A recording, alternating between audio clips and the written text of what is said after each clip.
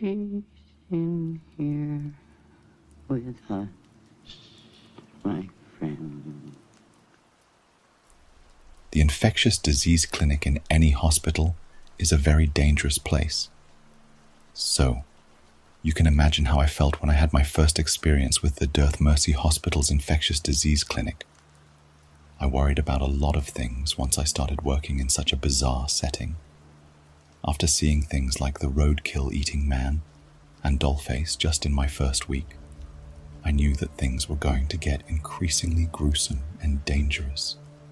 At orientation, which took place about 2 days after I signed on to this hospital, I was told that I would be getting full-body diagnostics and blood tests done daily, and weekly therapy sessions. The therapy would become as needed once my probationary period was over. I remember how crazy that sounded to me. Blood tests daily. It made me feel like I was going to work at the Center for Disease Control or something. When I brought that up to the man that hired me, he laughed. He actually laughed and said, quote, "The CDC is the Boy Scouts, and we're the Marines." I thought it was one of those humble brags until I saw a classroom filled with CDC agents literally being taught by one of our administrators about identifying horrific diseases and ailments. You see, that's how we get our patients. That's the only way the rest of the world doesn't see the terrible things we see. It's because someone at every hospital, every clinic, even some of the school nurses, are ours. Not all of them, of course. You probably know a bunch of men and women in the medical field, and might I add that we do not give women in this field enough credit. Did you know about 9% of nurses are men? The rest are women. And this job, even before I started at Dearth Mercy, is a thankless, mentally and physically scarring job. Seriously, women, I applaud you. Anyways, we have people in every medical setting and company in the world. They look just like you and me, and might even be the lazy guy that seems entirely useless and still somehow has a job. It's because they're one of ours. And when a victim of horror comes into your clinic, they are the ones that contact us. They'll deny everything, of course, but those people make more salary from us than your best doctor. So where was I? Right, the infectious disease clinic. It was on my 3rd week of working at Dearth Mercy. That's 3 weeks of daily blood tests before and after every shift. Painless, but tedious. I thought it was a bit of overkill, because all I had seen while working the main floors were physical ailments.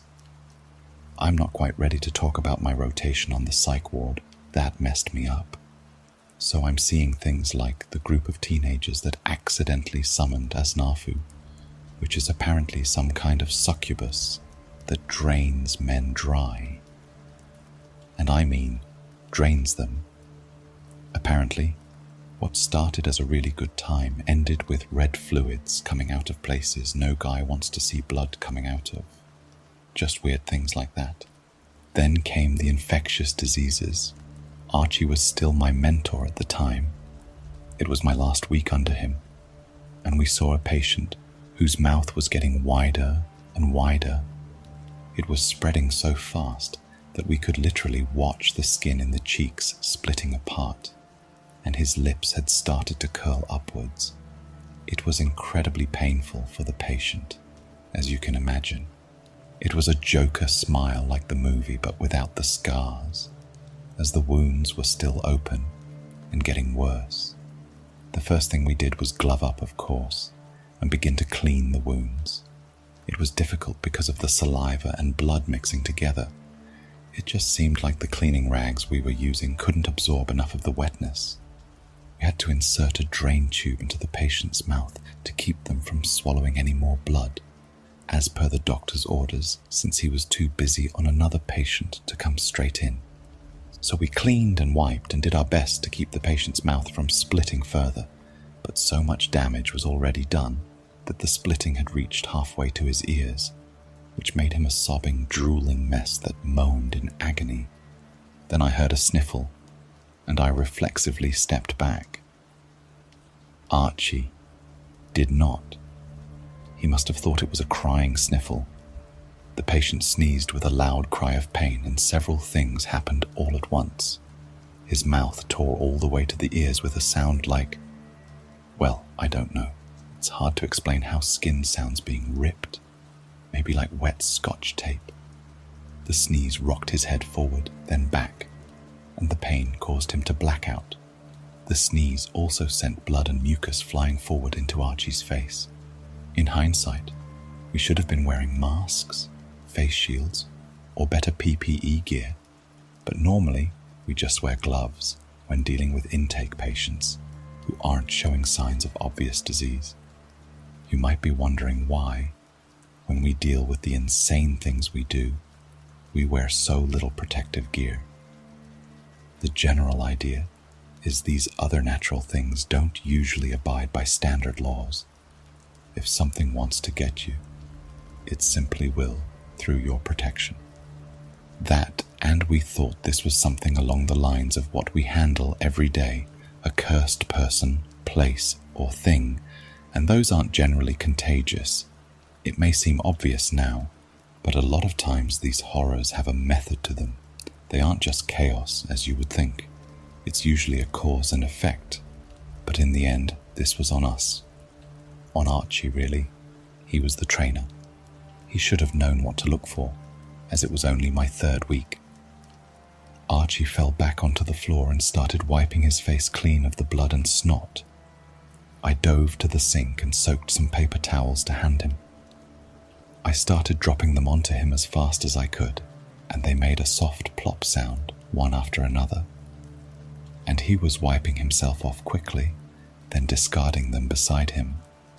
No, no, no, no, he kept repeating as he wiped his face, neck, hands. What do I do? What do you need me to do? I asked quickly, clearly in a panic. He stood up and looked at himself in the mirror, inspecting every pore on his face carefully, before he turned to me. Nothing, I think I'm all right.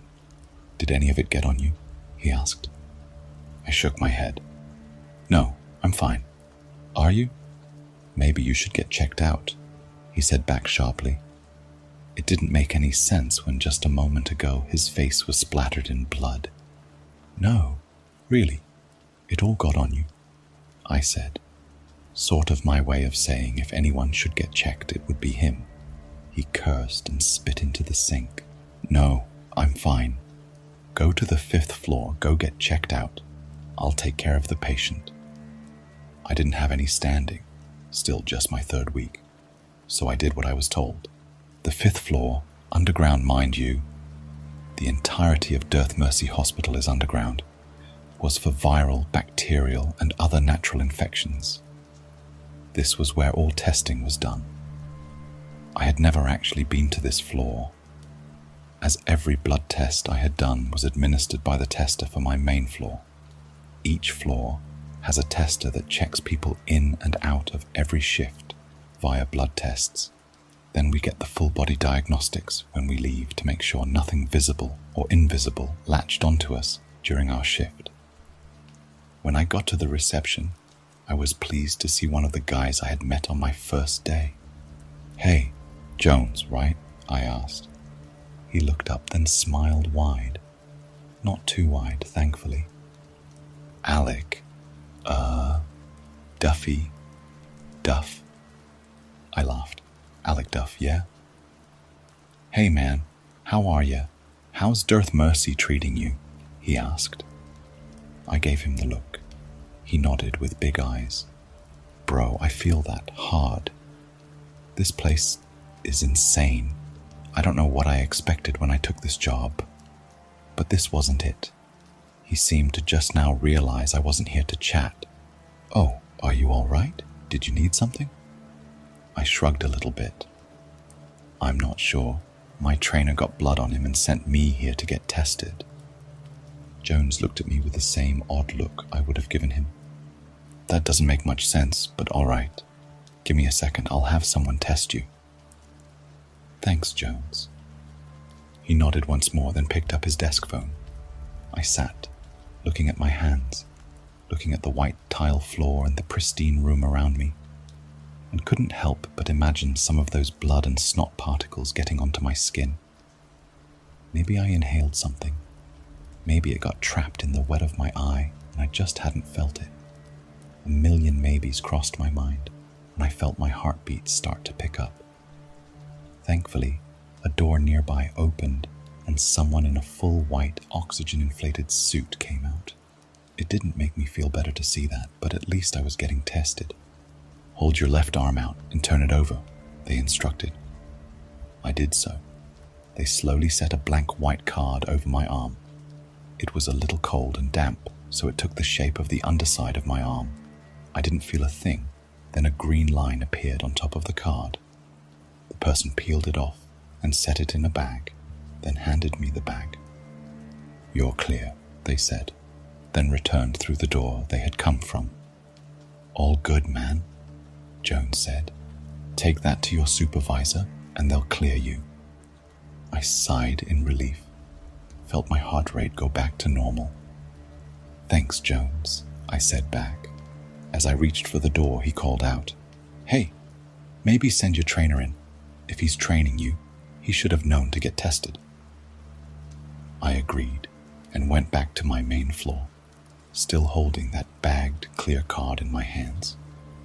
When I got to my floor, I knew that Archie should have been the one to get tested. Other nurses were standing around or shuffling back and forth as a doctor yelled, "Get me covered, damn it!" With his hands out in front of him, 2 nurses scrambled to drape PPE gear over him, long-sleeved gloves and a full face mask with oxygen tanks. I stepped out of the elevator and really wished I hadn't. The patient lay on the ground. His face was now slit almost off, with the top half of the skin around his head peeling and curling up over his eyes, while he writhed in pain on the floor. Archie stood facing the mirror, still trying his hardest to keep his face from splitting and curling up as well. The deep lines had already given him the Joker smile, and his fingers were too wet with blood to do much more. Another nurse stood away from him, his mouth slammed closed with thin splits starting to form. The crowd of about 4 nurses and the doctor were stepping back further and further. "Hang on, Archie. Keep your mouth closed whatever you do. Same with you, Chung," the doctor said to the 2 nurses against the walls. I heard drilling noises, and my eyes looked up to see several people in skin-tight hazmat gear installing drop-down vinyl curtains on the ceiling around us. Some of the nurses stepped back out of the soon-to-be isolated zone, and they were shoved back in immediately.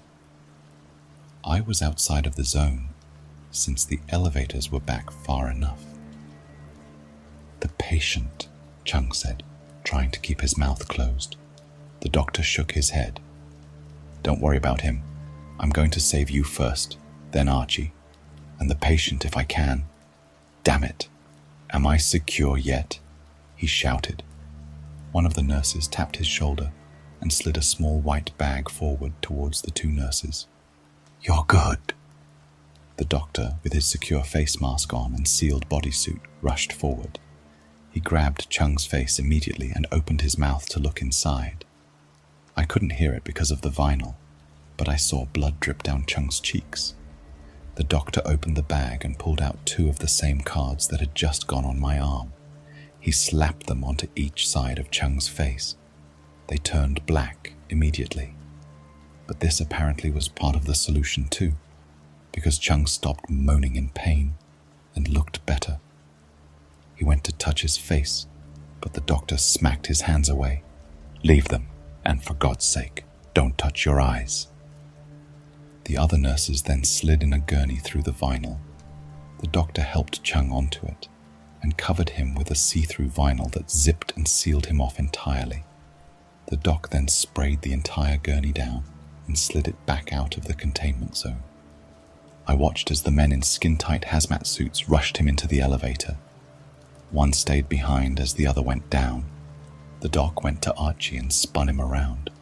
Archie, just like the patient, then sneezed, covering the doctor's face mask in blood and mucus.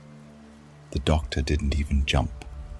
He just wiped it clean and pulled a large white cloth roll from the bag. It looked soggy, just like the cards. "Archie, pull it down, as much of it as you can," he instructed. Archie whimpered and pulled his face back down. The pain must have been incredible. The doctor then began to wrap Archie's neck and face with the wet cloth, around and around again, until Archie looked like he had come from the burn unit or something. The entire wrapping started to turn black, but Archie calmed down.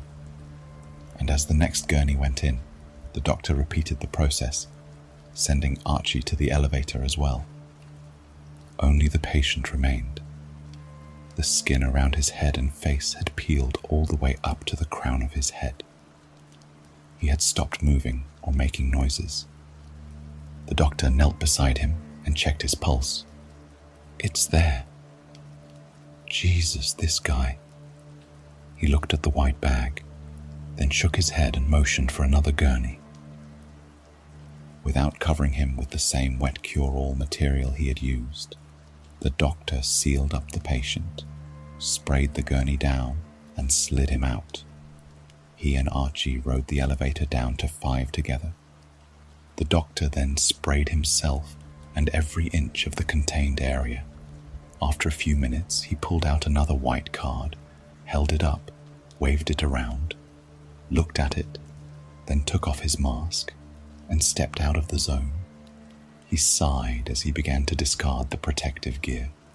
I felt gross, disgusting, infected. I looked at my hands again, thinking somehow this thing had gotten to me. The doctor noticed. "Alec, you were in there with Archie when the patient came in," he said.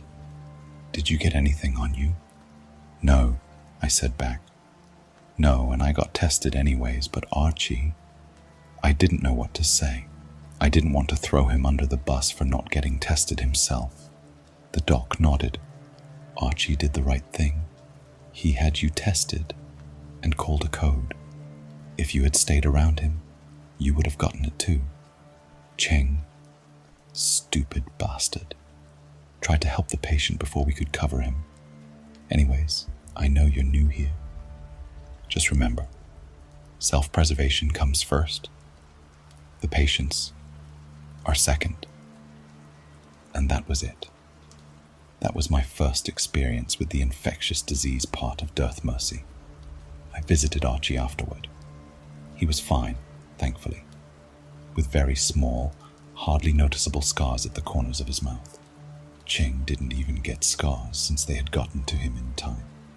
The patient survived, painfully, and has about a dozen surgeries before his face looks even remotely normal again. I got tested again when I clocked out that day. It was clear again, thank God. But when I left, I heard a familiar giggle and a female's voice coming from behind one of the curtains.